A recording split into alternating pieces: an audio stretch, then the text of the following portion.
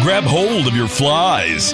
This is a podcast for nymphers, strippers, swingers, and dry fly guys. It's the show that brings you stories, instruction, and conservation from three guys who live it every day. This is The Open Fly. So I've been sitting around the last couple days here, firing up the equipment about once an hour, trying to record the, rehearse what I'm going to open the show with. And this is what you get. A very metal approach. Just me self-loathing that I can't actually come up with a good show intro. So, whether intentionally or intentionally, you have downloaded the first episode of The Open Fly. You have here your co-hosts, Kirk. Say hi, Kirk. Hi, Kirk. You get one chance to make a first impression. Don't blow it. Derek, Evan, your flies are open. Oh, well, you know, for the purpose of radio, we're just going to leave that down. Yeah. Say hi, Derek. Hi, Derek. All right. Now that we've got that out of the way. So I guess we need to move on here. Again, this is the first episode. Let's back up. Back up Oh. a bit. We're moving too fast there. Yeah, No. I mean, nobody's in a hurry, right? No, I'm definitely not. Is that it? Is that all you got? All right, we're good. We've procrastinated long enough. So whether you're downloading this upon its release here on what's the date today? January 8th or 9th. Yeah. One of those two, 2014, or a couple of years from now, we're hoping that we get some information that's relevant to whenever you download it. This was the brainchild of me, or the harebrained idea, as we said. My name is Evan Burke, and I have been recording, or I should say I was recording music and stuff like that about a decade ago, and I'm very familiar with sound equipment, and now work in the fly fishing industry for our main sponsor, Allen Fly Fishing. Even though I'm clocked out now, I can pretty much say whatever I want about whoever I want. If there's anything we've learned recently, it's that you can say anything you want to the media, and there will be no repercussions from your employer. Isn't that right? Right, Yes, right, yes, guys, right? yes. Especially when you work for yourself. Right. So I travel the country, go to trade shows, help design equipment, help promote the brand, give the brand its identity. I fish a lot and get paid for it somehow. That's all kind of my job. And that's kind of my background. And was approached recently by a friend of mine who suggested that I take my skills and move it into a podcast. And I was thinking, it's something I'd thought about before, but just it never went beyond thinking about it. And that was pretty much the push I needed to go forward with it. And so I started thinking about who could help me along with it, and figured since he lives close enough, he doesn't really have much else to contribute, but since he can be here all the time, I brought in Kirk right here. So Kirk, tell us something about yourself so those, listening will know what they're getting into.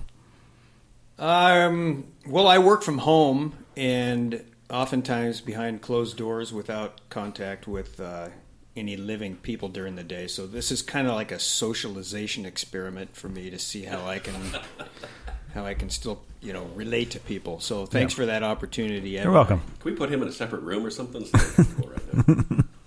Wow, tough crowd. Keep going. I'm a freelance graphic designer. I run a business called Itchy Dog Productions. I'm the keeper of the Unaccomplished Angler blog, which is largely a manifesto of my angling abilities and lacks thereof. Or exactly. And my other claim to fame is that I'm the author of the All of the Little Woolly Bugger series of children's books. Buy them all 3. Give them as gifts. Thanks. What are you going to be doing on the show, Kirk? Just whatever I'm told to do. I rarely think for myself. Just going to kind of make it up as he goes. That's strong. Yeah. I'm a value-added proposition. Like I said, you live down the street, you're hired. Up the street. We can rely on you. That's right. You are up the street. That's why I'm never going to walk to your house, because it's uphill. Both ways. Both ways. That's what we're talking about. Mm-hmm. We're coming to you from the banks of the Snoqualmie River here in the Snoqualmie River Valley, the town of Duval, Washington. Yeah, get the pronunciation right. We're giving you privileged information here. It's like our secret handshake. Duval. Not Duval. Duval. There you go. Derek does not live in Duval. I traveled down the river today in order to get here to Duval from Snoqualmie, past the falls. Mm-hmm. River's green, river's high. Derek Young, ladies and gentlemen. Oh, sorry. Orvis endorsed Fly Fishing Guide of the Year 1876. 1876. And he will continuously remind you of that. He signs his emails off. Guide of the I Year. do have that Derek in my Young. signature, don't I? Yeah. Sometimes you got to hold on to things like that. Yeah. Just let me have this one thing. Just need this, please. I still wear my high school letterman's jacket, so hey. And that was from 1981. Says the guy wearing his own hat. Self-indulgence. Sorry, Derek, this is about you. No, this is all about Derek. Derek, tell us why you're here. I will be doing the guide stories segment for the podcast. And the reason that this is important to me is that, I get to meet a lot of interesting characters on the river as a guide, and there are a lot of guides out there that have stories that are perhaps more grandiose than mine. I have my own, but I thought it would be interesting for people that were listening to hear the guide stories that exist from other guides. And I'll pepper in a few of mine from time to time, but what I wanted to do with this segment is to give guides an opportunity to talk about their experiences, talk about fly fishing. I think guides have a special place in the relationship between fly fishing and conservation, and we'll talk about that. So that's why I'm here. Thank you, Derek. All right, there you have it. There's your cast of characters for this show going forward. Thank you, Derek. Unless anybody gets fired along the way. If you're downloading this a couple years from now, I can't make any promises that Kirk will still be here. So make sure you're listening to the He's first in his ones. 90-day trial period. Make sure you're listening to the first ones, because this could be the last one that you ever hear. Yeah. Collector's item. All right, yeah. Probably the only fly fishing podcast with beer on tap. There So you we go. all, yeah. Mine's empty. Mine is all right. empty. Yeah. So the vision of the Open Fly podcast is we want to bring you fly fishing information, stories, basically whatever we can pull together for that show and present it in a fun manner.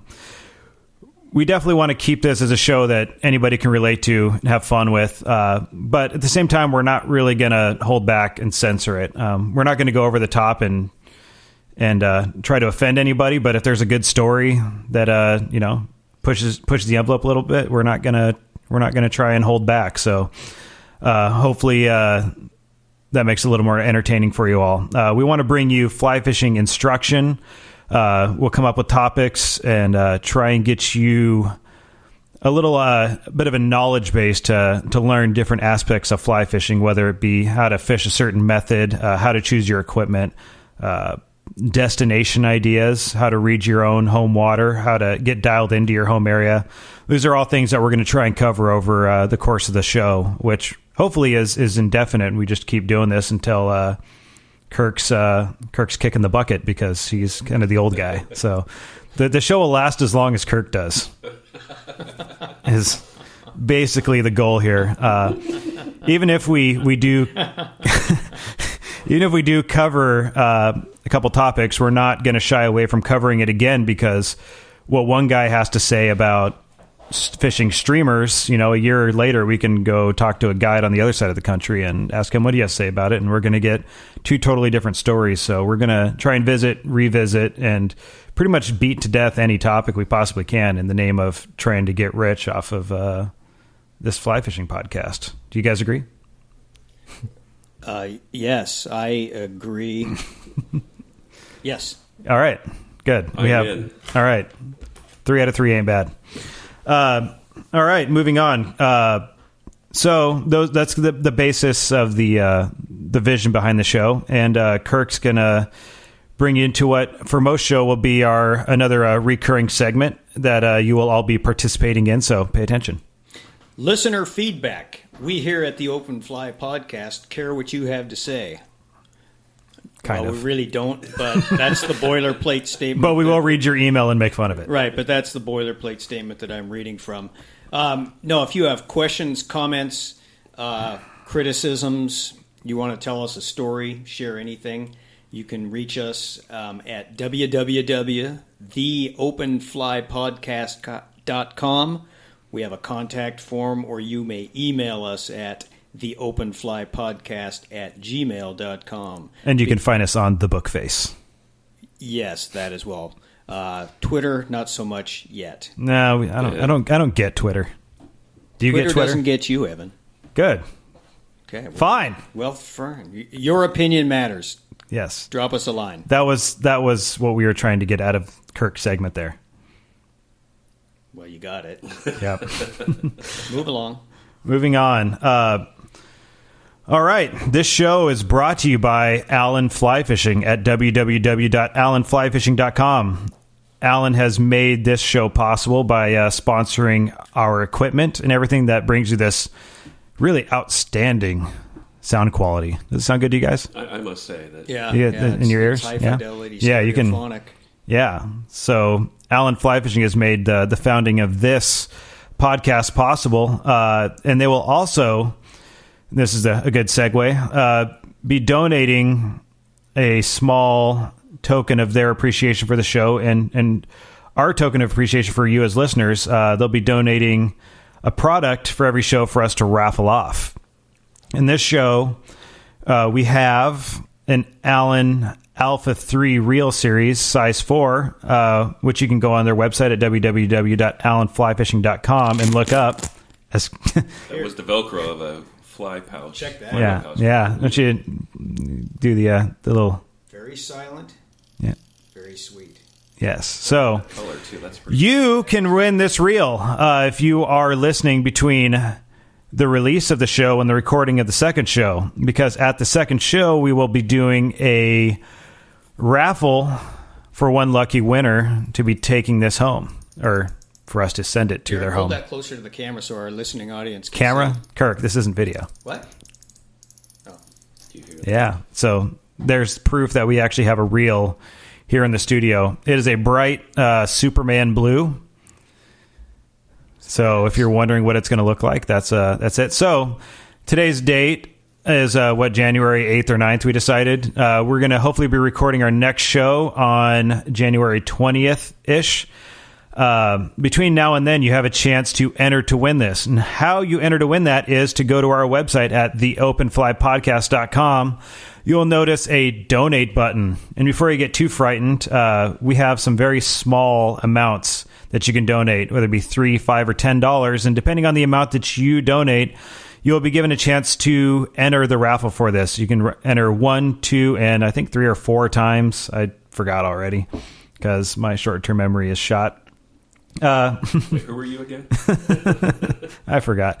So you can donate $3, $5, or $10 to our podcast, and where your money goes to is trying to keep us going, whether it be the equipment, the media hosting, and anything else. These are not free or even cheap to run at the level we're going for. So if you guys are liking what we're doing and want to support, you can donate a couple dollars and have a chance to win some products that go far beyond the amount that you donated. You can donate $3 and get this reel here that retails for $150. So I think that's a pretty good trade-off. You guys agree? You're nodding? Yes, I am nodding. Good trade. Indeed, Good they're nodding. Any excessive money that comes in, besides going to Kirk's retirement fund, once that's done, we will be donating a certain amount to a conservation cause that we have yet to decide on. So if you have any suggestions there, we probably won't discriminate. We'll probably try and donate to quite a few because even though we don't take ourselves very seriously, we do take saving fish pretty seriously. So Contact us. Here. yeah, contact us, donate, try and keep this show going.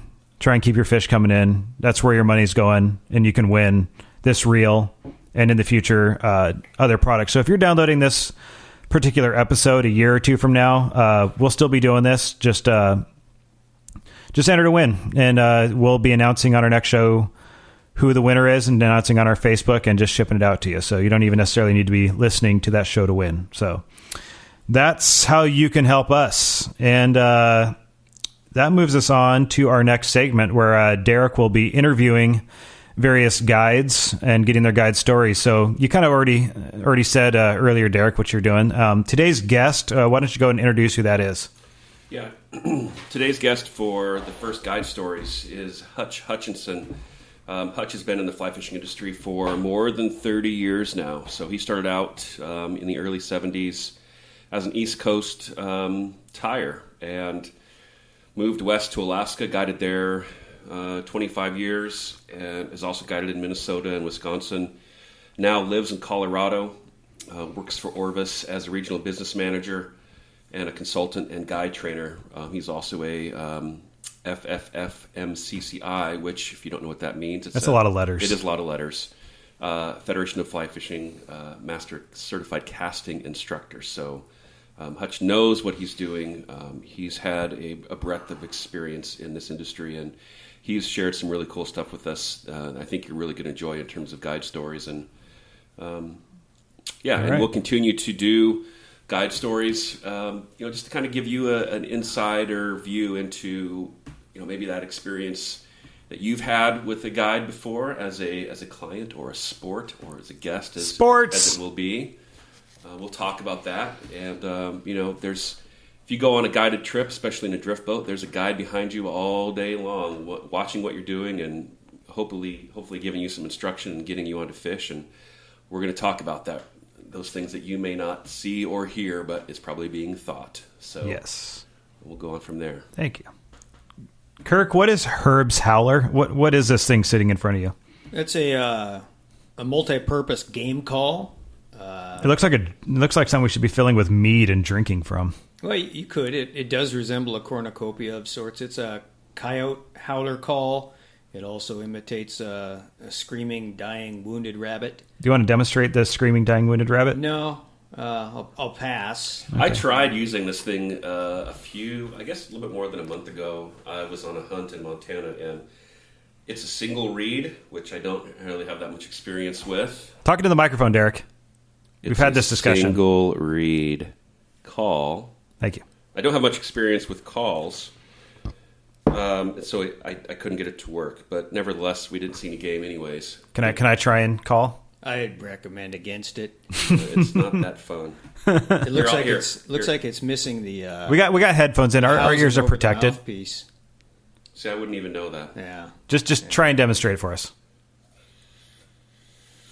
I can't even do it. No. Hold on a sec. I got it. I got this. I think you're supposed to suck, not blow. Mm. Yeah.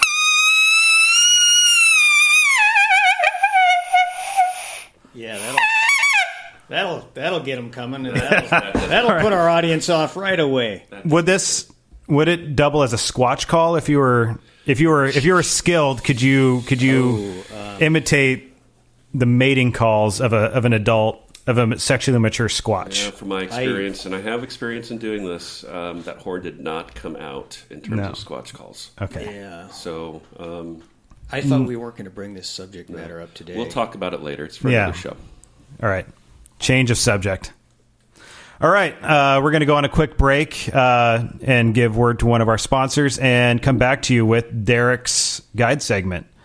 This is the Open Fly Podcast, and we'll be right back. More beer. Now back to the Open Fly. All right, well, hello everyone. This is Derek with the Guide Story segment of the Open Fly Podcast, and I'm honored today to have a guy that I know, have known for a couple of years, probably with the biggest heart that I've seen, and I think that's going to come through in his stories and his bio. And so I want to introduce Hutch Hutchinson. Hutch has got 30 years of experience in the fly fishing industry, starting early in the 70s, tying flies in New Hampshire, then 25 years in Alaska guiding onto Minnesota, Wisconsin, Colorado.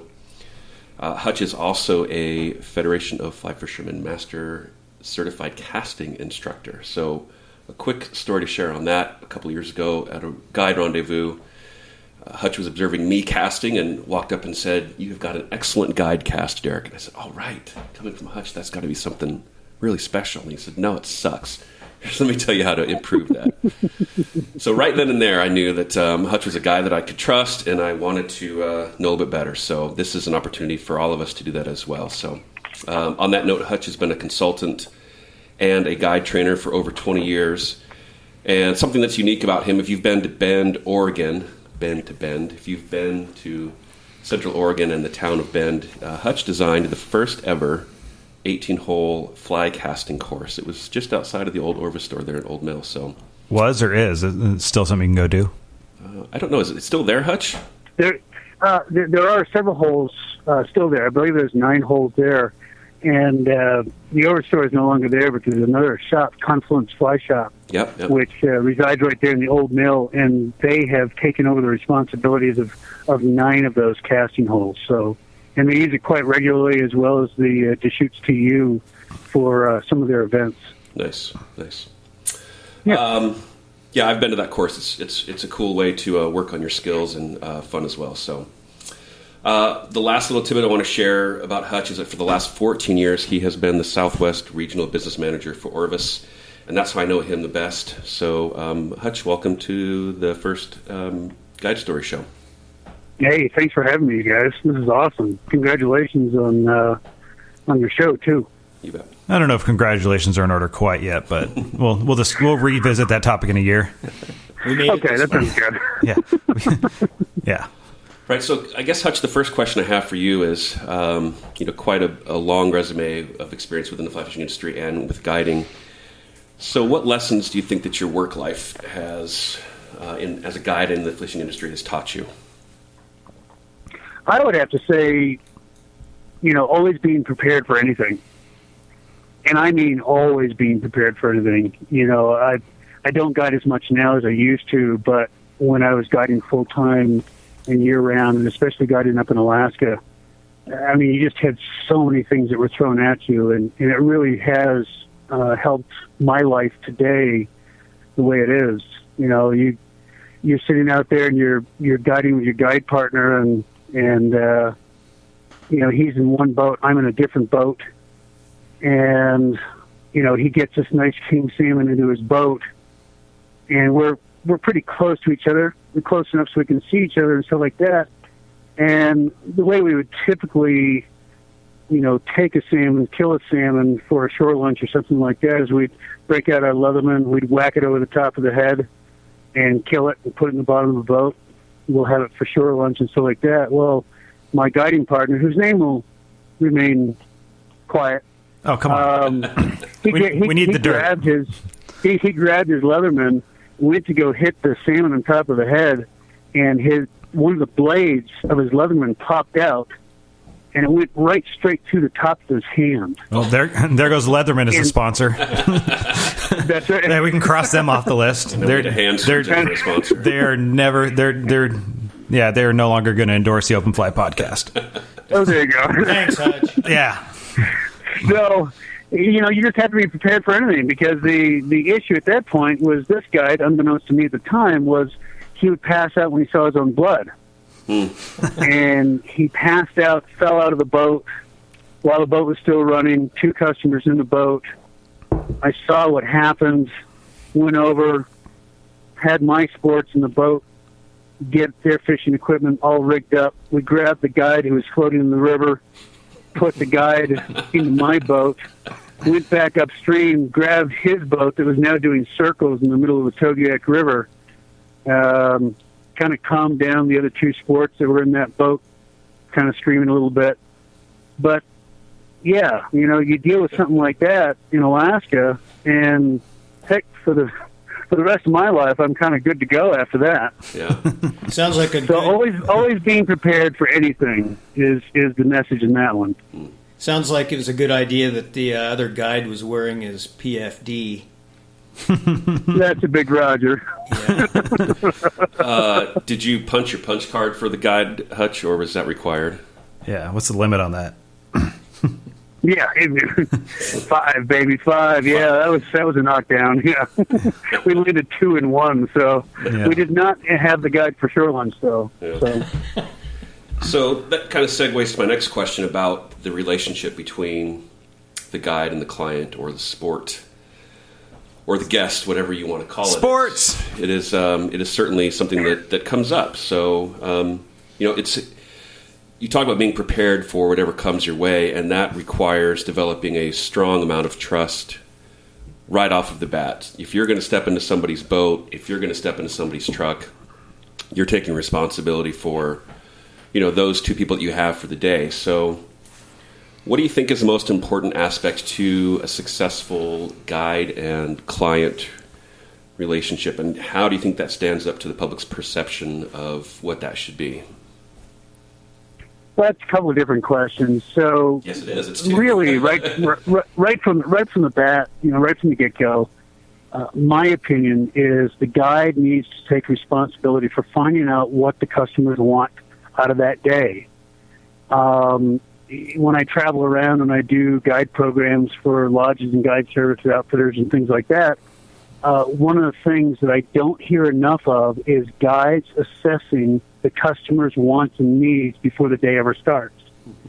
Once a guide does that and has a really good idea of what the customer's needs and wants are, then the rest of the day will pretty well, go nicely. And it really should go pretty nicely.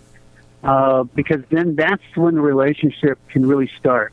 And it really is. It's a very, very strong relationship between guide and customer. There are many cases that I can think of where, you've got a favorite destination fly shop. The customers will come in, and they kind of know the guys at the destination fly shop and stuff like that. It's all good. It feels good and stuff like that. But when the customer leaves the shop and then goes and spends, 6, 7, 8, 9, 10 hours with a guide, the relationship between the guide and the customer is a very, very strong bond and can last for dozens of years. Mm-hmm. Do your clients ever want something totally unreasonable? Oh, absolutely. Okay. Oh, gosh, yes. Yeah. I mean, so that relationship's off to a great start. Yeah. Well, I mean, so a good example of that would be on an afternoon, I get my new customers. They're being dropped off via Beaver, which is a 1950s warplane that's very commonly used up in Alaska, Canada, and in Maine and stuff like that. And the customer swap takes place at that time in Alaska. And I get the new customers. The old customers hopping on the plane, they're telling the new customers who are coming off the plane about the 100-plus fish day that they had for Dolly Varden, and everything's great and stuff. But a couple of factors get missed. The people leaving me are just about professional anglers. The new people that I'm getting really don't know how to fish very well. And then there's that just slight little factor that we've had an unbelievable torrential downpour of rain for the past 4 hours. And according to the weather report, it's not supposed to stop over the next 48 hours. So the next morning we get up, the river has bumped up about 4 or 5 feet higher than it was the day before. Just a little bump. And so we sit there, we sit there at breakfast, we ask the customers, hey, so what do you want out of today?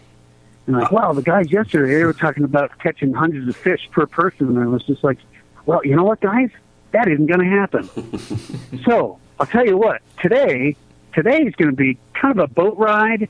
We might fish a little bit here and there. We'll kind of, scout out a place or two where we think we might be able to find some fish.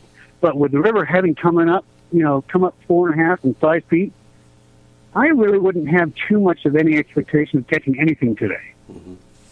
So what I did was I reset and recalibrated those customers' expectations.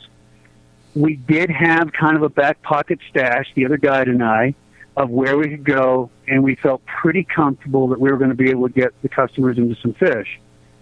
And so it went from the expectation of having 100 fish per person down to no fish, boat ride, hopefully seeing some caribou, maybe a bear or something like that, to by the time the end of the day came around, they each did catch, 12, 15, 16 fish for the day.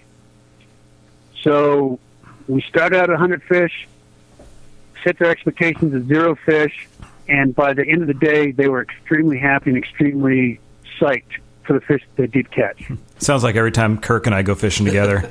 Like, dude, I just caught like 100 fish yesterday. We got to go back. I take Kirk there.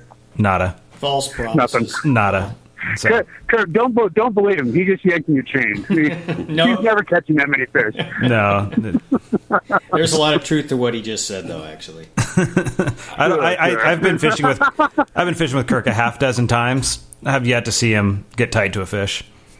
I either have been There you go. I either have been fishing with Kirk quite a bit, and I've seen him put in some fish, but they're just trout. Those are easy to catch. Yeah.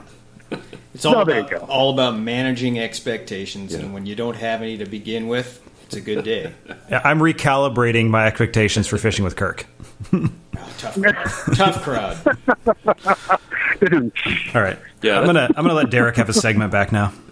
No, I think there you go. I think the thing I hear most of that out of that story, Hutch, is that you used what you know as a professional in your field to help craft an expectation for the customer that now is probably a stronger story than it would have been had you not been prepared, like you talked about before. I mean, somebody can go back now to their hometown and talk about the most challenging day that could have been possible on that river at that time while they were there, and because they stuck to a program and trusted in you, and they got into fish in tough conditions. So that's even a stronger story than going there and having an easy pull of it, in my mind. Sure. Yeah. Yep. Yeah. Mm-hmm. But it really did stem from starting that relationship by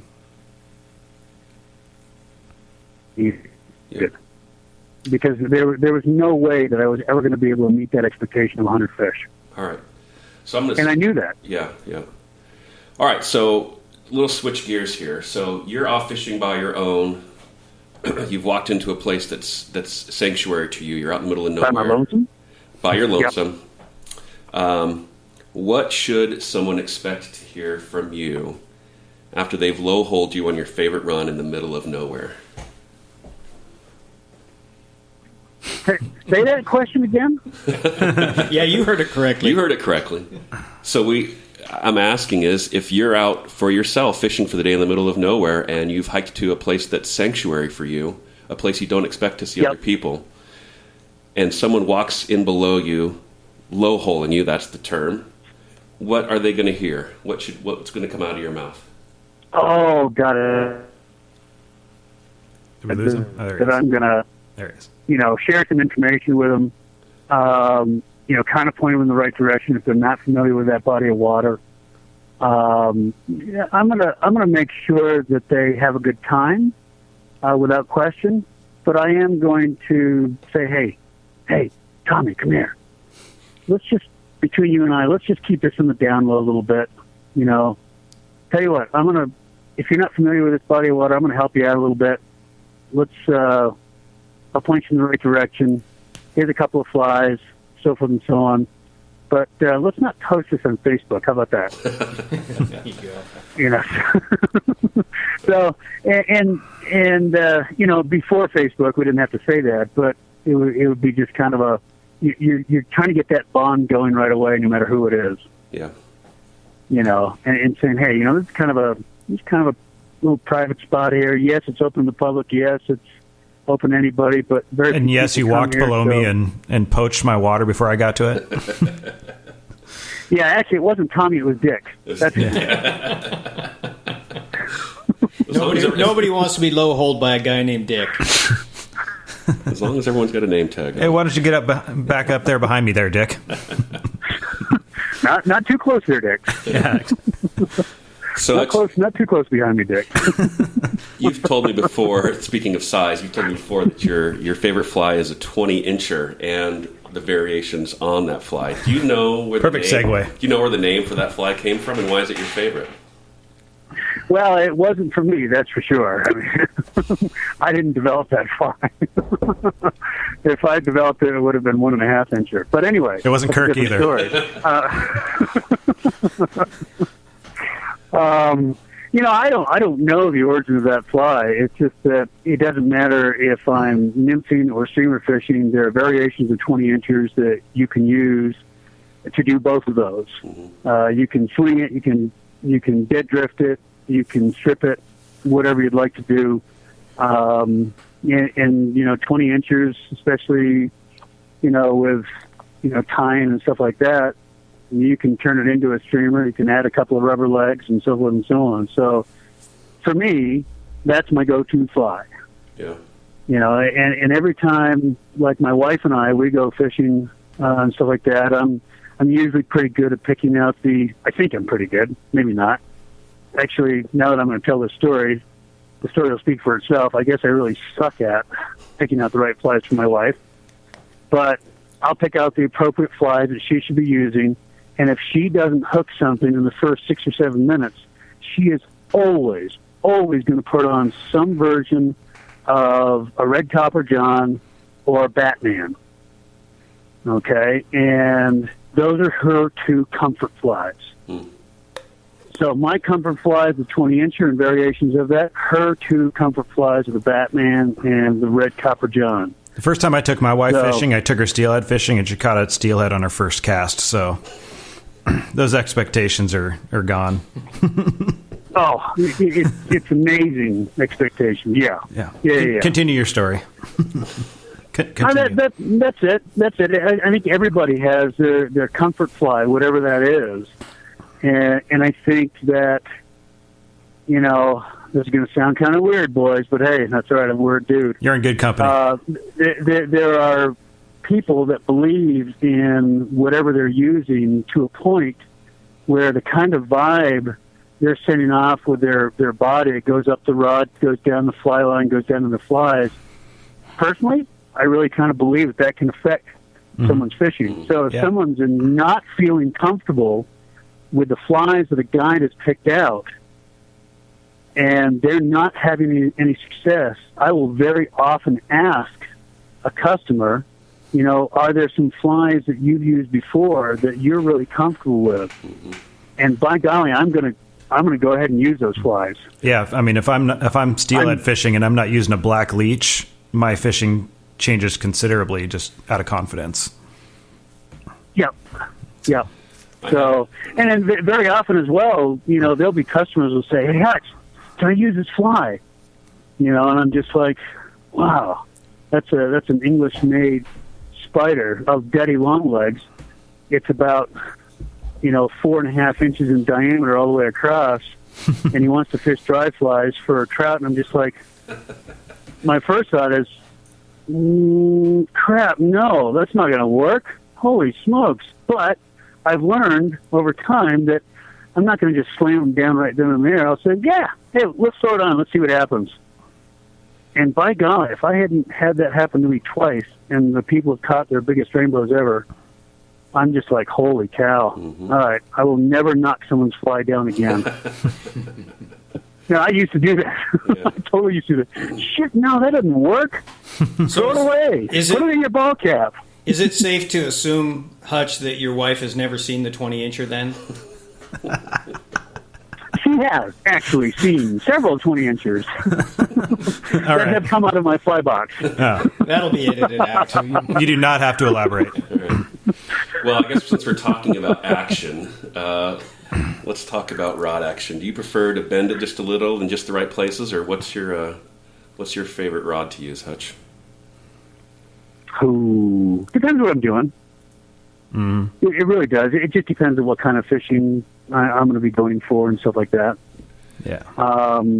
It's if I'm on the Klamath in Northern California and I'm swinging for steelhead, it's probably going to be a 6 or 7 weight, Helios 2 switch or something like that.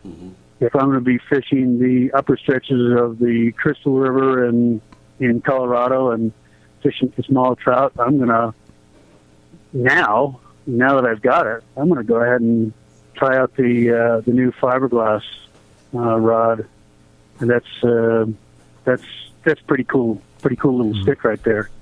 Yeah. So my all around trout stick is either Helios or Helios 2 10-foot 4 weight. Yep. If somebody says, Hutch, let's go trout fishing, that is the rod that I grab. That's the rod that I have inside my Titan rod vault all the time.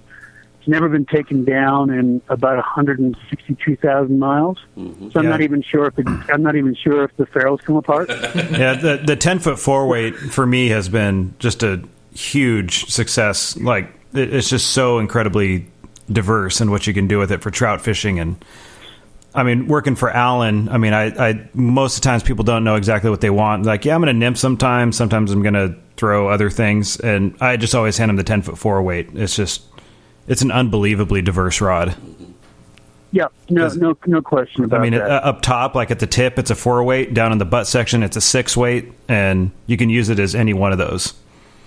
Yep, it's absolutely, absolutely. Size 22 BWOs to a regular nymph rig to what we call a down and dirty Colorado rig, which is, 2 really good sized tungsten stones with 3 AEB split shot, and the biggest, gaudiest, ugliest, nastiest bobber you can find. To me, it's just the new 9-foot 5-weight.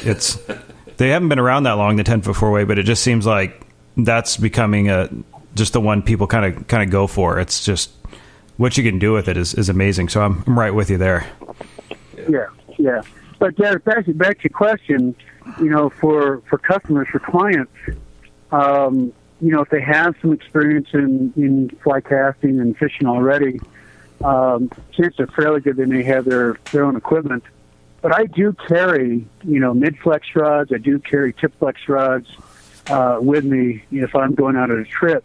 And if I see that a piece of equipment, whether it's theirs or mine, that doesn't fit the casting and fishing style of that customer, that angler, I'll put them on to something that will fit that casting style and that casting stroke. And 9 times out of 10, I get lucky enough where I hit it right on the head, and they're like, "Holy cow, this is a sweet stick." And it's just matching the type of rod to that person's casting style. Yep. That's always my answer to that question. What's the best 5-weight? I'm like, well, the one that matches your casting style and what you're doing. Bingo. Yeah. Exactly. Bingo. There's lots of days where, a client will bring their own rod and it doesn't match the conditions that are in front of you for the day, and you give them something that more is apt for it. It turns into, a learning opportunity for them, and oftentimes you'll see them improving their cast with their, with the rod that they brought later in the day. So it's all about adapting to what's in front of you. Yep. I like to show up in Derek's boat with my 4-foot 10-weight. Yes, he does. It's funny, when I was in Denver this last weekend at the fly fishing show, I went out to the casting pond, and this old guy was right next to me, struggling to throw 10, 20 feet. And he comes up to me, he's like, "Check this out, I'm throwing a 3-weight line on a 10-weight. I'm like, why? And then he's like, "Try this, it's really hard." He's like throwing it like 20 feet, and he's like trying to give me all these tips. Hands me this 10-foot or this 10-weight rod of the 3-weight line, and I immediately throw it out over the fence, which is like 80 feet out there, and he's like, "Whoa, that was the coolest thing I've ever seen." I was like, I just had to ask him what the hell he was doing. What are you doing at the 3-weight line on a 10-weight anyway? All right. What was his response? What did he say? He didn't really have a good answer for him. He went off on how he's a casting instructor, and yeah, like, God, I hope it's nobody I know. Nah, after watching him cast, I don't think he's a casting instructor. I've got just one last question for you, Hutch. It's a little more of a philosophical question. So, just to kind of wrap this up, float trip or walk and wade? Wow, I love floating.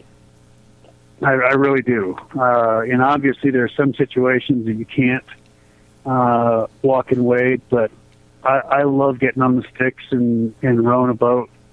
My favorite is the Stream Tech raft, and I love spending as much time in that as I can. But there are a couple times, early in the season, if I want to get in the upper part of the Roaring Fork, here, just a little bit east of Aspen, Colorado, I can take the Stream Tech down it because there's enough water to float it. And but then there's other times where there isn't enough water to float it, and I'm just as happy grabbing my 5.5-year-old son and walking up into those upper stretches and letting him have at the little pool riffle that's up there. So, and that's a total walk and wade right there. So I like them both, but I really like spending time on the water and floating down and really being part of the river's flow. Yeah, I agree. You answered to a question I sent you a little bit earlier that your favorite four things you have to have on a float trip, and the four in order were family, water in the shape of beer, Leatherman, and duct tape. Yeah. If there was a fifth thing, if there was a fifth thing that you could add to that, what do you think it would be? Well, good company's always chicken and bikini. All right. Well, boring. Conflict with the family, perhaps. Those float down, and you just look at them as they go by, right? Yeah. That's right. Hey, Hutch, Kirk has go something. ahead. Oh, no, I have trying to move on and get out of this awkward situation we find ourselves in yet again. The state of Colorado got hammered last year by some pretty brutal rainfall. Obviously, that's going to impact the rivers. And as a guide and a fisherman in that area, are you going to have to relearn a lot of the rivers that you've fished in the past due to the changing course of channels and whatnot? It's interesting. It depends where you're going to guide. You're right. Some parts of the state get hit brutally hard. And a lot of those parts of the state had fires either a couple of years previous, last year, the year before, stuff like that. So, yeah, they are. The amount of flooding that you saw north and west of Denver and Boulder and west of Fort Collins was extremely substantial. Yes, as a good guide, you're going to want to go out there and check the water out and make sure that there's, fish around and stuff like that. I have no doubt after seeing some of the things that I've seen in my lifetime, Mother Nature always prevails. It doesn't matter when we're talking about, it doesn't matter where we're talking about, Mother Nature always prevails. And she prevails in some ways that we kind of interpret are kind of nasty and bad, but then she comes back and she surprises the heck out of us. And what I mean by that is, all these rivers that you're talking about that get blown out, and it wasn't really that many rivers that get blown out in Colorado. Colorado still has, more than 7/8 of the state that was completely unaffected by the rains you're talking about. But those streams that were affected, there's no question in my mind that there'll still be fish in there, and the fish that are in there are going to be really healthy, and you'll have to go find them. And that over time, Mother Nature will continue to surprise us and provide us with some excellent fishing in all those rivers coming up in the years to come. Yeah, we're sitting a few hundred yards from a river that's currently blown and blows out regularly. I'm waiting for Mother Nature to bring its fish back because it's not a particularly good stream to fish. Oh, there you go. Well, that sucks to be you right there, then. There's a better one about 10 miles down the road, so it works out. There you go. See? Yeah, that's why they make cars. or a thumb. Yeah. So, Hutch, are you going to be are you going to be at the ISC next weekend? I am. Cool. Yes, I will be there. Ryder will be there with me. And, definitely hope to catch up with you. And Were you at the fly fishing show this last weekend there? No. Oh, I was there. No, I didn't go to that one. I heard it was pretty good. Yeah, it was a lot better than last year. Heard that attendance was... It was definitely up a little bit. Yeah, it was up from last year. It was good. Good. So Good. I just got back from that, so that's why I brought that up. Oh, nice. And did you go last year? I've been the last 3 years. Got it. Okay. Yep. Yeah, it depends on who you asked. Some of the people, again, who will remain nameless, they thought that the adverse weather really did not promote the show very well. And then there were a couple of other people that were like, yeah, it was really good for me. So it just depended on who you asked. Yeah, cool. All right.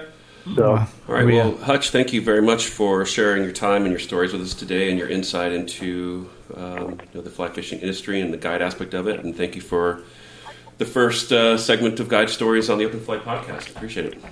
wow, thank you guys for the opportunity. I appreciate it very, very much. And again, congratulations. Thank you.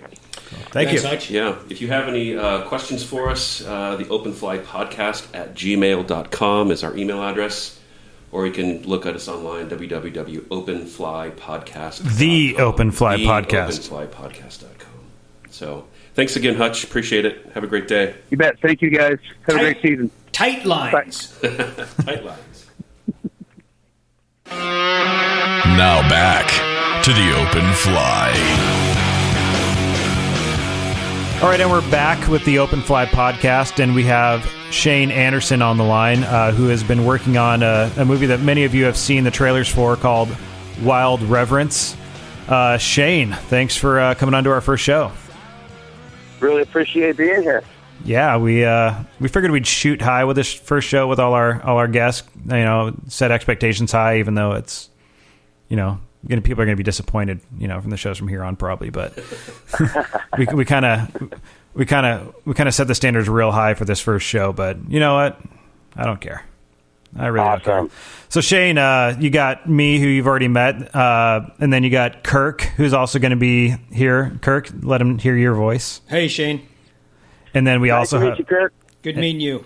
Remember, it's Kirk, not Kurt. Well, I answer to both. He's learned to just accept it. And then we also have Derek. Hey, Shane. Hey, Dick. Good to hear from you.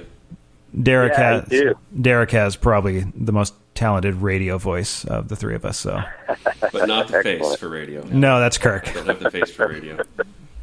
All right. So Shane, again, thanks for coming on. And why don't you start by letting listeners know what you've been doing, a little bit about your story, and why we are so excited to have you on board here on our first show.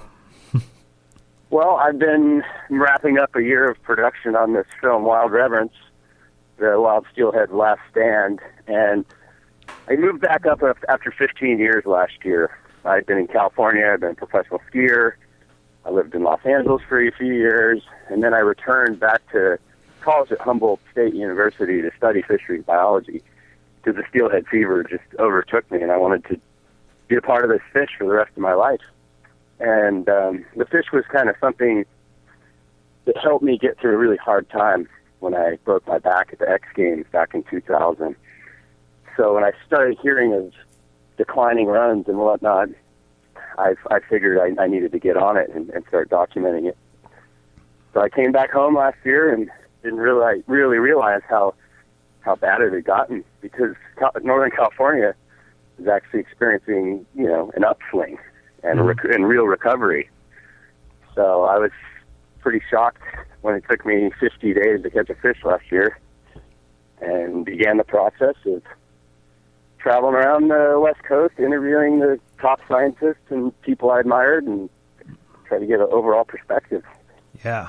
And we've all had a chance to take a peek at the film, and we're all agreed that, this is definitely the film we've been waiting to be made for quite a long time, because there's definitely a big story to tell there. And so far, nobody has really taken the time to really, document it and tell it. And I think that even if you don't live on the West Coast and partake in these fisheries, there's something to be taken from it.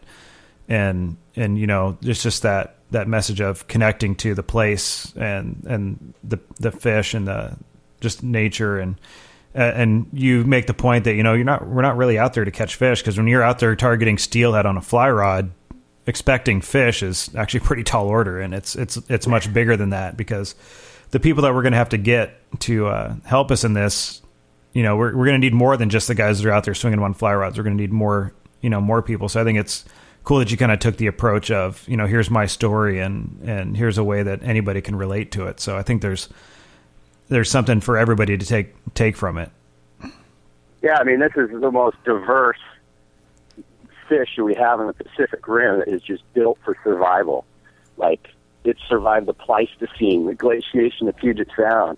So, I mean, for us to be driving it down into these low population levels, that means something's going on. Mm-hmm. And the fish is doing bad, the ecosystem's doing bad. And that's something that's going to affect all of us. Right. Yeah, I actually was born in the Pleistocene, and so I remember the early steelhead. No, Shane, actually, you brought up something about the state of the Northern California steelhead being healthy right now, and I've never fished down there, but it's obviously good to hear that the wild fish are doing well down there. Why is it that they seem to be really? Sorry. I was going to say, I'm actually pretty concerned right now. There's a huge drought going on down there. And so I should preface by saying the last 5 years have been a big recovery upswing. Okay. Coming from coming from complete collapse and real risk at extinction back in the 60s and 70s. And basically what happened in Northern California was that people wrote it off. They forgot about it. The hatcheries got washed out in floods. The money got pulled from that. And the rivers and ecosystems were just left alone for like 20 years. And just touching on the... Lo and behold. Yeah. Just touching on the hatchery issue, because, obviously that's a hot button issue on the West Coast at the moment. And for those of you who don't know, for today, by the time you download this podcast and listen to it, it'll already be passed. But tonight... there's a meeting here in Washington for shutting down a couple hatcheries in favor of using a few rivers as wild gene banks and no longer working those hatchery genes into the wild population, which is shown to be bad for overall populations.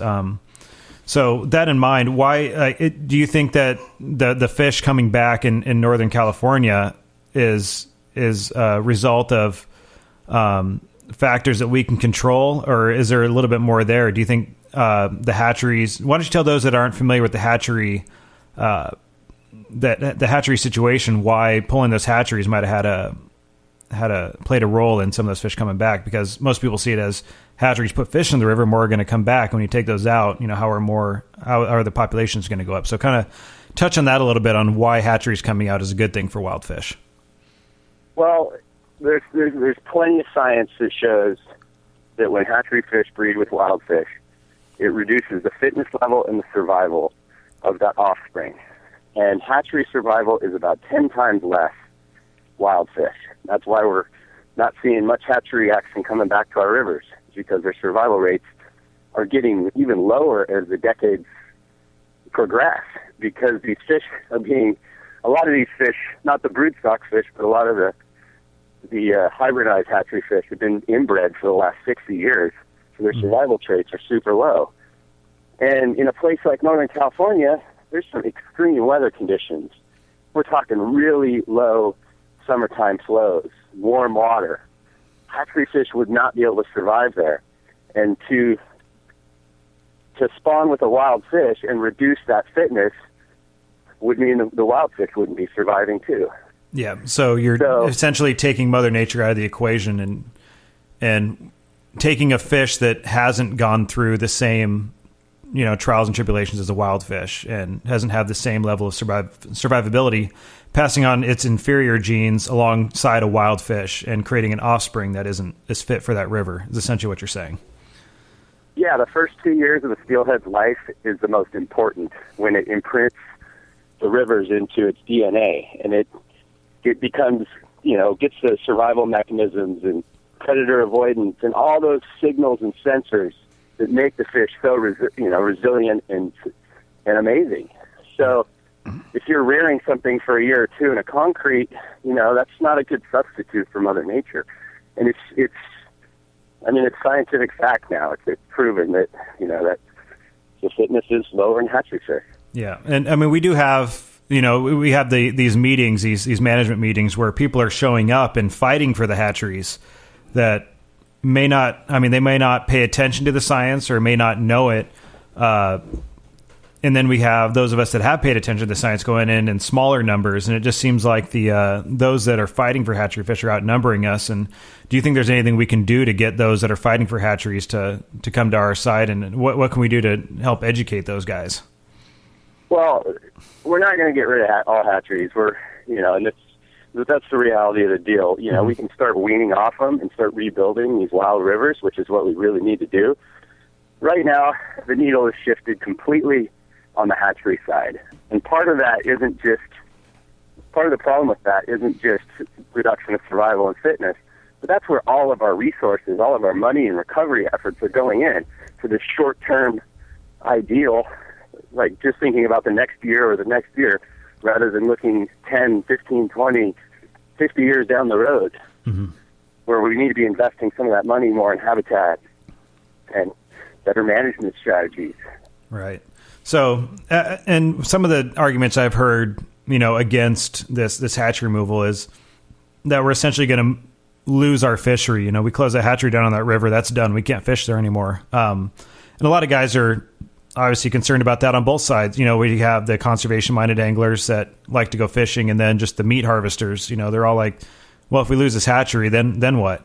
The way I personally see it is, this is the compromise. Getting rid of a few hatcheries is the compromise, because right now in Washington State, at least, when you get to Oregon and California and British Columbia and Alaska, things are a little different. But in Washington, pretty much every single river that gets steelhead, or at least every system that gets steelhead, also has hatchery influence, whether it be from plants or a hatchery on there. So, the way I personally see it is getting rid of that hatchery on just, 2 or 3 streams out of however many hatcheries we have. I think that's a pretty fair compromise. It is such a small sacrifice. We're talking about these 3 dream banks as 1.8% of the overall fishery. And they're not closing. It's not like, oh, no more plants, they're closing the rivers down. They're not closing the rivers down. There isn't a loss of opportunity. If anything, it's a opportunity for us to rally behind some of our home rivers, maybe start thinking about ways to invest in habitat on those rivers so we can actually take pride in our backyards and watch these fish recover. Yeah. There's no pride putting hatchery fish in the river and expecting it to come back next year. Right. And there's no motivation to do habitat recovery when you do that. Hey, Shane, So, this is... go ahead. No, go ahead, Derek. Shane, this is Derek. I want to just reflect on something you just said about loss of opportunity. And in my opinion, when you talk to the flip side, so the consumer, the person who goes to purchase fish to eat, why should they care where their fish comes from? If a fish at the grocery store is labeled a steelhead, what should the consumer know, and why does that matter right now?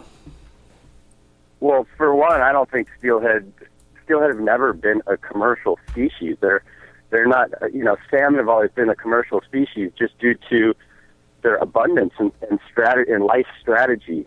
Steelhead's life strategy is smaller populations utilizing every niche of habitat, and a salmon strategy is flood the ecosystem with as many juveniles as possible. So the commercial harvest is a huge issue just because the fish aren't they're not.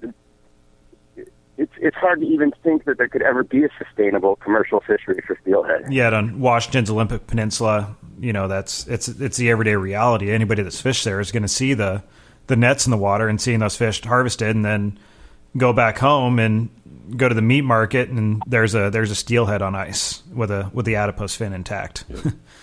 It's crazy. It is. It's not. It's unhollowed, really. Yeah, we're talking about it's driven to extinction, literally, and popping up on endangered species. And talking about people harvesting them and people purchasing them, and to them, a fish is a fish is a fish, and that's an attitude I think we need to overcome, because I see it. When I make the mistake of scrolling down to the comments section of a news article that comes up, you have everyday people that don't partake in the fisheries and participate and walk the rivers like we do. They're just like, who cares? It's a fish. A fish is a fish. These are people we're going to need to speak up. And Kirk, you have something to say about that? Yeah. You talk about a fish being a fish being a fish. And I think in the eyes of the average citizen that is not inclined towards outdoor conservation issues or fishing or anything else, Shane, you bring up in the movie that there's a need to reconnect with the spirit of the wild. And And I think that that's true now more than ever. I mean, generations of kids are being raised on video games and mobile devices, and they're not even getting out and playing in the mud and learning to dunk a worm. I think that it's harder and harder to establish the loud voice to make a change because that largest sampling of an audience doesn't care. And so how is your film going to go about reaching out, not to Evan and Derek and I, who are already fishermen, but the general public who doesn't know the difference between a hatchery fish and a wild fish and may not care? Well, that's why I kind of took the personal journey approach, because I knew with that approach I could hit a wide audience and people could follow my adventure and my story. And part of my journey is, this reconnection back to my place and finding where I fit in the world, after I've been on all these crazy adventures throughout my life. And so, and the wild is my sanctuary. There's no doubt about it. It's my church and sanctuary, and it was as a kid, and that's what imprinted who I am today. Just like the waters imprint the steelhead, and that's who the steelhead are, adapted to that water. Well, I'm adapted to the sense of place, which was Western Washington and the Olympic Peninsula. And the importance of that in my childhood is unrivaled. So I really hope I can spark some enthusiasm to go out and, reconnect with the wild and take care of what we have left for a future generation and get out of this commodity-based mindset, because the value is definitely, there's a social health value involved here that a price tag cannot be put on. Right.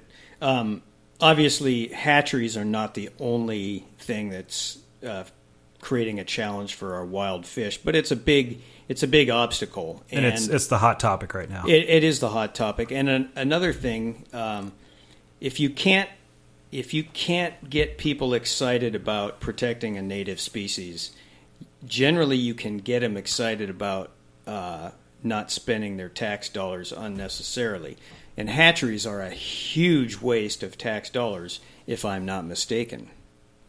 Yeah, if we don't start addressing this hatchery, problem, which is these low returns for what we're planting, basically these $2,000 fish that are costing the taxpayer, well, the public support is going to, A, pull that plug. So there are going to be no hatcheries, no matter how many fishermen want them.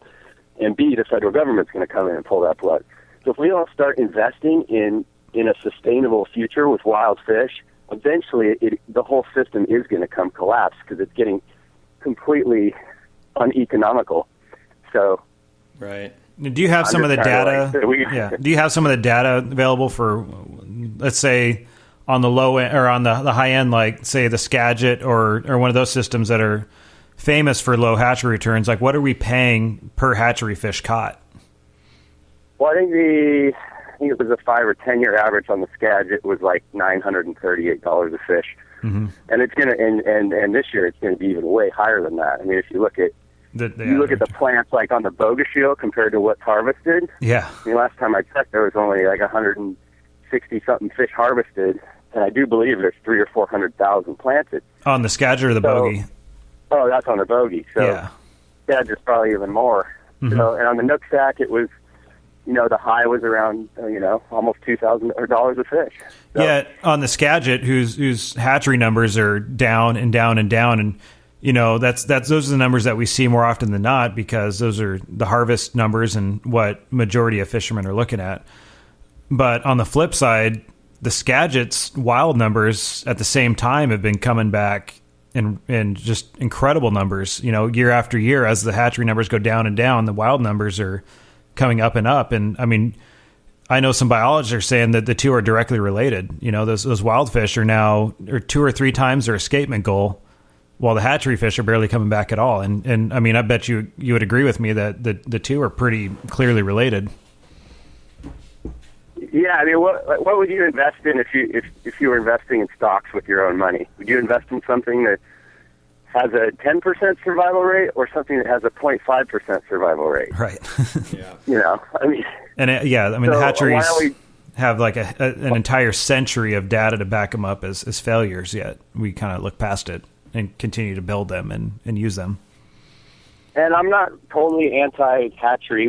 There is a value for it, and I respect people that value them. But I'm just saying we need to bring that needle more to center and balance this whole fisheries thing out, because whatever we're doing, it's not working. And I think that's kind of what we want people to take from this is, those of us that are speaking up against hatcheries aren't saying close them all, it's done, no more hatcheries. We're saying, okay, let's look at the ones that are having a little less success and let's try and turn those into wild gene banks. Let's try and bring back those wild fish.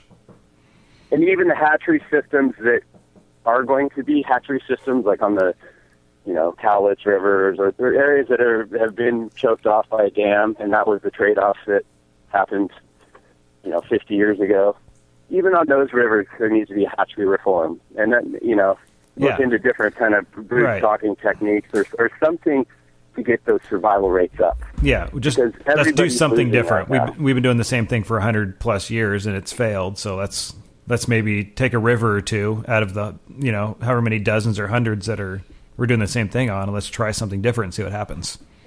Yeah, it's just adapting to the changing world. And Derek, you had something to say? Yeah, Shane, a little bit earlier we talked with Hutch Hutchinson in the Guide Stories segment, and we talked about the relationship between the guide and the client, the guide or the sport or the person on the boat that's paying for an experience for that day. What role do you see that guides play in the recovery of the wild steelhead? I think one of the huge things is that there is mortality with catch and release, and I think it's up to all of us since there is essentially no limit on catch and release fishing, we need to start kind of limiting ourselves and have a little more responsibility, because there's some new really interesting Atlantic salmon studies that are going to be coming out soon to talk about catch and release mortality. And it's not even that the fish are dying after we catch them, but their reproductive success is diminishing greatly.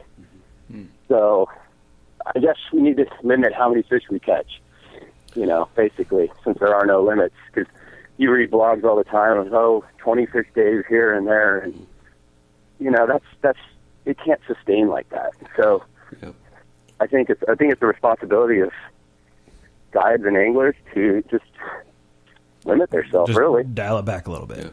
Yeah. Do you still get out in pursuit of steelhead, Shane, or has this whole journey changed your vision on the matter? Oh, it went through my mind a lot. I was so frustrated at some point last year that I almost just said I can't be a part of this anymore. But walking away from the rivers is not the solution. These fish in these rivers need as many friends as they can get. And that's my connection, and I love it. I snorkel all summer for steelhead rather than fish for them, but I still fish in the winter. Yep. But just try to be as least impactful as possible, I guess. I'm all about minimum impact, and I never have to work very hard at that. It comes painfully naturally to me. Yeah, Kirk is definitely good and practices what he preaches when it comes to minimum impact. I have seen it firsthand. Yeah, this isn't some, fly fishing, elitist pie in the sky thing. This is anybody can take care of a fish and treat them well and you catch them, Right. Yeah. I mean, I have my cousin who's a self-proclaimed hillbilly, uneducated, so the kind of person that people like most fishermen look down upon. He's the first person to go out to the river, pick up trash, and when he gets a wild steelhead, he doesn't even want to touch it. He wants to net it as deep as he can, not touch it, unhook it, and get it gone. So, I mean, it's definitely not something that's, the hoity-toity fly fisherman centric. My cousin, who basically is the antithesis of your stereotypical fly fisherman, fishing bobber jigs and spoons and everything else, and he's still a huge proponent of the wild fish and will do everything he can to make sure that they're not harmed any more than, having a piece of steel stuck through their lip. But, it's not something that's just us fly fishermen that are doing, and we need to recognize that we need those other guys on our side too. Oh, absolutely. It has nothing to do with, as far as I'm concerned, it has everything to do with how you treat the animal. Exactly. And how you limit yourself. I mean, how many fish do you need to catch in a day to have an enjoyable day on the river? I mean, that's my personal outlook on it. So. Handling has become a big issue. And when you talk about fisheries, especially here in Washington, where the law is you cannot remove a wild steelhead from the water, or wild salmon, or a wild salmon that you are not keeping. If you're releasing that fish, you cannot pull it from the water. So you see, you see a wild fish with a fraction of its tail and belly in the water, and the mouth is fully out. Or you see a fish that's been raised up for a photo and then put back into the water. These days, you look into a publication, you look at a website. On my, account I did last week, in a popular fly fishing magazine, I saw 50 fish completely out of the water. And where do we as anglers, where do we as conservationists really start to draw that line between what we're doing and what the example is we're showing to others? Well, yeah, I mean, I've guilty of bringing fish out of the water my whole life. Yeah. Guilty of killing fish my whole life. But it wasn't. This year, I did start to really understand how careful I needed to be, because I didn't know. I thought if you just released the fish, it was good to go. Right. I didn't realize how sensitive they were until I looked into the biology and the studies. And so, we have a responsibility as anglers, if we're going to pursue these fish, to just treat them with the utmost respect and care. Yeah, and I've gotten to the habit of being prepared. I mean, I'm to a point in my steelheading career where I don't think I'm a badass and I'm just going to catch all the steelhead, but I at least tell my mind that I'm expecting to catch a fish and prepare and have a game plan and have a net, so I can keep that fish in the deeper water instead of dragging it up onto the rocks, in a spot that I can grab it and unhook it. And I think just little things like that and just being prepared can go a long way in making sure that those fish are surviving. Yeah, absolutely. Just know that it's very important to be as conscious as possible when handling the fish. Mm-hmm. And that fish's life is more important than that picture. Photo opportunity. At least that's the way I think. Yeah, I mean, we're just in the age of cameras and Facebook and Instagram and GoPros. Where everybody wants to show everybody how awesome they are, and I think that if we can just dial that back a little bit and put the fish before our fame, it can go a long ways. Yeah, go get a chest mount GoPro. Those things are awesome. There you go, Kirk. You film the whole thing. Kirk just got himself a GoPro. And I got a nice. I got a GoPro for Christmas, and how many days has it been? I've almost got to the point where I can get it turned on and figure out which video or photo mode I'm in. So there's a huge market for someone to write the GoPro for Dummies book. If you need a if they would start by using bigger than a 4-point font in the owner's manual for middle-aged guys like me. Kirk, you're not middle-aged. I am. You're beyond that. Yeah. So those Kirk, are amazing cameras, and it's really good to it's a great way to film your experience without having to fumble around with a camera. I recently saw somebody with a GoPro net mount where the handler net is where their GoPro attaches to, and I think that's a cool way to get the fish documented. Yeah, Dave Heiss, Caster's Fly Shop on the East North Carolina, he did that, and he's the first one to tell you that he's facing challenges in terms of the wild fish versus hatchery issue as a trout guide. But he did that as well, and he's come up with some great stuff. So it's possible to do. He's done what? He mounted his GoPro right to the neck of his net. So yeah, maybe GoPro needs to become a voice for wild fish advocacy about a proponent for leaving the fish in the water. There you go. I know some folks there, and they're big steelheaders. My friend's the head of marketing there, and he's one of the people that I used to fish with all the time on the Trinity. Would they have interest in sponsoring a podcast? Shut up, Evan. Do you, There's already 2 of the 3 of us that have GoPros already, so there's minimum investment required. yeah. So, if you want to put in a good word, if they want to send us some money, we wouldn't be mad. All right, I'll send them a podcast. Perfect. All right. Then we can continue to contribute to Kirk's retirement fund. Yeah. Hey, Shane, let me ask you a more personal question. You used to be an avid alpine skier and suffered some pretty horrific injuries back in those days. Does the body still function when you get out walking the stream bank? It does, and this is one of the reasons why steelheading was so important to me, because this is my retirement plan. This was something I can do after I shattered my jaw, I've broken both my shoulders, 12 fractures in my back, broken neck, 2 knee surgeries, ankles, just about every finger, nose, and about 10 concussions. So that's it. I've been through the ringer, and steelhead fishing, it gives me the same excitement as jumping off a 100-foot cliff on my skis, and it's something I'll be able to do for the rest of my life. So that's kind of why I came back and I saw this problem, and that's why I'm addressing it. It's one of the reasons. Excellent. Well, bad things happen for a reason.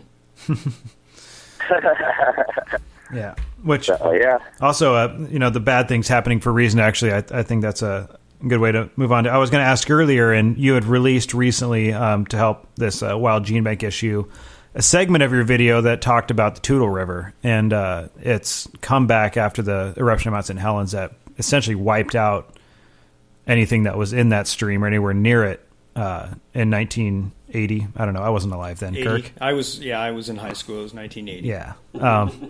So why don't you just kind of tell us a little bit about that and what happened there, and kind of give people an idea, a real world example of what wild fish can do on their own when they're left to kind of do their own thing.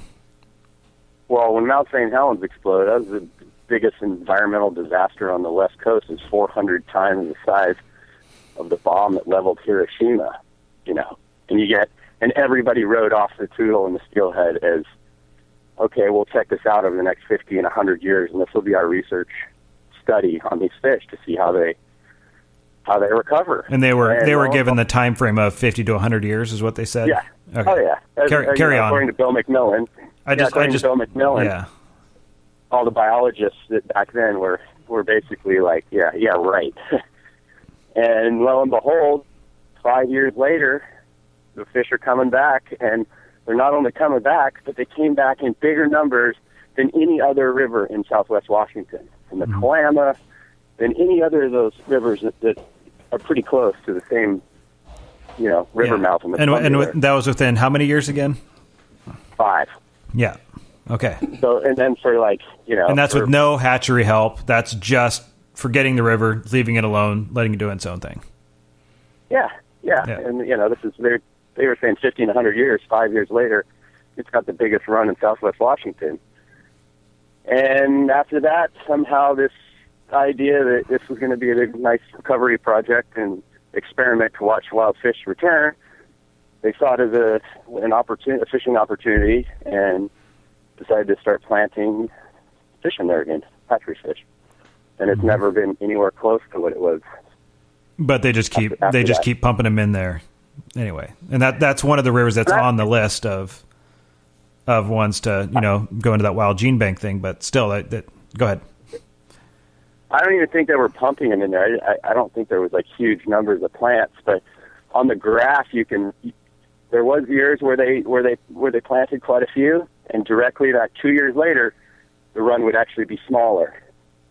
And then they would cut back on the plants, and then the run would go up. So you can see it on a graph that the plants actually directly negatively affected the population size 2 years later. And then moving on to more recent events. Years. Yeah, we got the Elwha now, that, as everybody knows, I mean, I talk to people on the East Coast and I travel for work that know about the Elwha, where the dams were knocked down, and now all this river habitat is opened back up for the first time in, almost a century or more. And now these wild fish have a chance to come back, and before anybody knows it, there's a hatchery on the river, in the first year. And now we have to, fight lawsuits and everything to keep those wild steelhead plants or the winter steelhead plants out. And we just don't seem to be able to, we just can't seem to learn. It's just short-sighted. You're like, well, 2 years from now, we're not going to be able to fish this. So we need to put these fish in there because 2 years from now. This whole thing about doing these huge habitat recoveries and dam removals and then following up with a limiting factor that we know is having a negative impact, it just doesn't make sense. Yeah, we have to fight it every year. Yeah, it's absurd. So how do we change that? It's kind of a rhetorical question, but it's an economic waste of money if you look at it from that standpoint, and it's impeding the progress of the wild fish recovery. So there's two pretty solid supporting reasons. And yet that isn't enough to make the change in Olympia.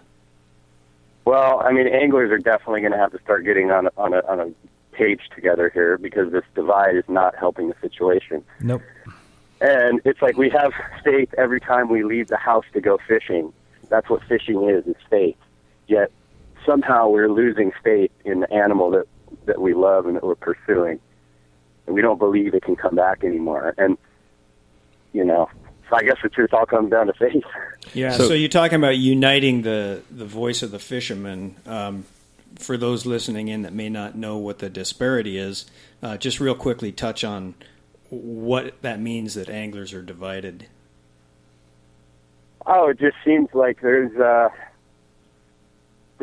two polar opposites, and there's not, and there hasn't been the needle shifted to the middle to try to strike some balance and give these fish some space and some room to thrive, and at least to set some examples to study and watch to give us a little more hope, Right. Hey, Shane, one of the goals that I have out of this podcast, among many, is that we're reaching the angling audience. We can tell through some of the things that we've done already that people are paying attention to this and they want to hear about conservation issues, and certainly having you on the show is sending a strong message. So we've got something like Bristol Bay where the message is save this because it is so vital to not only the local economy there, but also to where we get our fish from in a sustainable way.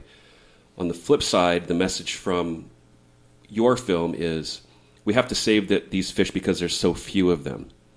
Fishermen understand that, but how does the person who goes to the grocery store and says, oh, look, there's something marked steelhead in the cold case at my grocery store, how do we reach them? What is the message that anglers need to take away from this discussion, from your film, from the whole Bristol Bay thing, from conservation as a general? What does the general public need to know in order to make wise decisions about where their fish are coming from?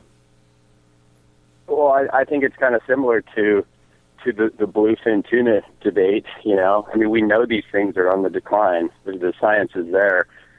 So what does that say about our culture when we eat or continue to drive something, an icon to decline, I guess to have reverence for an animal that has made it so far and survived so much, just to have them in our streams means something. They're not just a product. They're a beacon and the barometer for where we live. They represent where we live. They're a totem animal. Yeah, speaking of that, I don't know, getting into the tribal netting and whatnot, that might be a bit of a hot seat that we don't want to put anybody in, but the steelhead and salmon are a cultural significance going back to the indigenous people that lived here before we did, and it sure seems like they would be some of the first to advocate for the wild fish, but that's not always the case. Yeah, well, it's their whole management regime is basically a mirror of our management regime, and it's a lot of the they've been sold kind of this bill of goods that for the last 50 years that we kind of imprinted on them through our management structures, and that's kind of what's going on with that, I think. Right. And I'm completely not against treaty rights, but at the same time, you got to know when to quit killing them if they're declining, you know. Right. Yeah. And to be, you know, just to be stewards of the land and of the resource. Exactly. That's something that everybody should be mindful of. It's our responsibility to take care of what we have left. Yeah, and it's unfortunate that we're at where we're at. But if we don't make some changes and do things, you know, the writing's on the wall. Right. So we were talking here in the studio before you came on about Rivers of a Lost Coast that was produced a couple of years ago, and I think we all three agreed that after watching that film, we came away with a sense of depression. It painted such a gloomy picture that it's almost like it didn't leave us with hope. And I know that that's not the point of your film. You have to point out what's wrong and reflect on what it used to be in order to put the present into perspective. But yours is not a story of doom and gloom. It's one of hope. Absolutely, we're at a time right now when there's more awareness of what's going on. We're at a time now where we really are killing less fish than we used to, even though we shouldn't be killing any right now. And we're at a time when, you know, there's all this fantastic research coming up showing us that, you know, this hatchery solution that we traded off for 100 years ago might not have been a good idea. So there's tons of great science out there that I think we can start getting implemented into our management agencies. You know, we have passionate people. We all love steelhead, and the greatest hope and faith lies in the animal itself. You know, right. So if it can survive Mount St. Helens, if it can persist in Southern California, then why can't we bring it back in a relatively short period of time? Agreed. And while bringing back the fish, we're also going to be restoring our rivers, healing our forests and ecosystems, and it's going to be a compounded effect that's good for everything. Right. And it maybe hopefully can get us out of this resource extraction only mindset and have us start thinking about more sustainable ways for resource extraction. You know, like hopefully down in Oregon, we can get the private timber laws changed a little bit so they leave some buffers on the rivers. Simple changes to bring these, you know, solve these problems. We agree. Little sacrifices from everybody. That's all it takes. So that's why I'm hopeful. Yeah. Because these are lifestyle changes and small economic changes. This isn't the 8 pipelines that are proposed going into the Skeena or Pebble Mine, like these huge walls of industry that they're facing. Our solutions are right in front of us. Yeah. I think we just have to get the average person to start caring, and that's by educating them.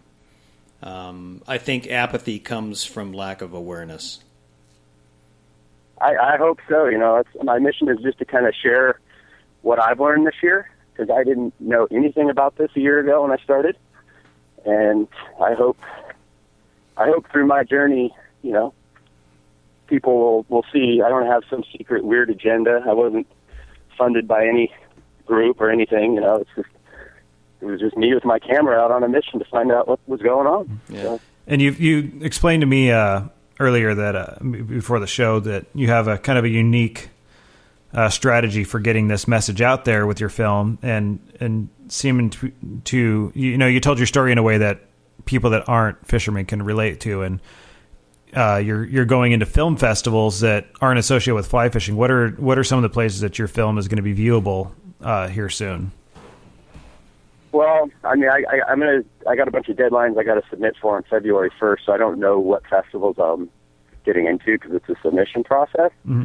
But I'm definitely going to do some screenings in February. Probably do a Seattle, Portland, San Francisco, maybe a few more, just to kind of showcase, kind of have a party and a celebration for wild fish, and then do the festival circuit and really kind of get this out to the masses about.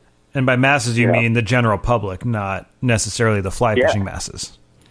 Yeah, no, the general public, and I think that's the important thing. International. Yeah, I think that's the important thing to take from this is, most all, the fish conservation things that have come out in the last couple of years that have really become big in the fly fishing world aren't, they go completely unnoticed from the rest of the general public. That some of us have Pebble Mine stickers on our trucks, but anybody else that's not associated with the fishing world has no idea what that means.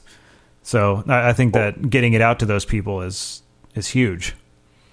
That's what the story is more about. The loss of an icon, and the loss of this. The steelhead is kind of like a protector of our rivers and whatnot. So as long as we have those steelhead coming back, they're going to protect the rivers, the forest, the clean water, and everything. And as soon as we lose that, and we just replace it with hatchery fish that we could replace every year, we kind of lose that protection of our Right. resources. Because if you can just replace them every year with a fish factory production system, then why would you worry about the do habitat? anything with the ecosystem? Yeah. We agree. Yeah. So it's a much bigger issue, and I think that's what the general public will be able to resonate with. Got it. All right. Well, Just the whole loss of an icon thing. Yeah. Derek and Kirk, did you guys have any other points to make or questions to ask Shane before we wrap this up? No, I hope to see your film at the Sundance Festival.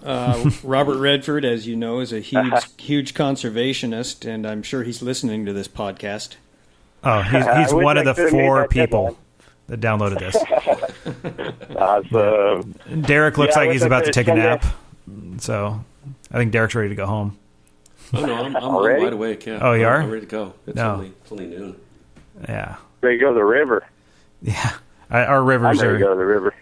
Yeah, I don't know if it's the same down there, but our rivers are on their way up pretty heavily. I saw some fish this morning. I stopped to test out a new lens, and I saw some coho swimming in about 6 inches of water going through some land that obviously was flooded, and they had no business being there, and they probably weren't going to end up anywhere, but there they were trying. So Nice. that was an interesting start to the day, and I think a great way for you to reflect on having this conversation with you, Shane, and looking at this poster right now, and I'm just hoping that this is this starts a fire. Yeah, and I hope so. If we all can live like wild steelhead, we'll be doing a pretty good job. There we go. Spawning more than once, that sounds pretty good yeah, to me. yeah. Shane, how tall were you before your spinal injuries? I was like 6'2". 6'2", and if I'm I'm like 6 foot now. 6 foot, Kirk, how tall are you? Yeah. I used to be 5'7". Go on. Used to be 5'7". All There right. you go. He's a good guy to have in the front of the boat because you can see over him where you're going. Yeah. All right, Shane, before we go, why don't you let everybody know where they can follow what you're doing and keep up? And if they're downloading this after it's released, where can they go to see the finished product or the continuing product? I'll be doing updates on wildreverence.com or northforkstudios.net. Both kind of go to the same place. So Do you do the book face? I have a Facebook page. Yeah, I have a Facebook, Wild that's what the Reverence kids call Facebook it. Page. Yeah. So I'll be doing updates the whole time. It's kind of one of those preparation to jump into the fire. So we'll see what happens with the festivals and all that. I can't really predict what's going on there, but I'm definitely going to be doing some screenings in the Northwest in February, and I can't wait to. Well, we hope very much so that we got you at least 2 or 3 more people that are interested to come see your film. Awesome, guys. I really appreciate it. Shane, I really appreciate it.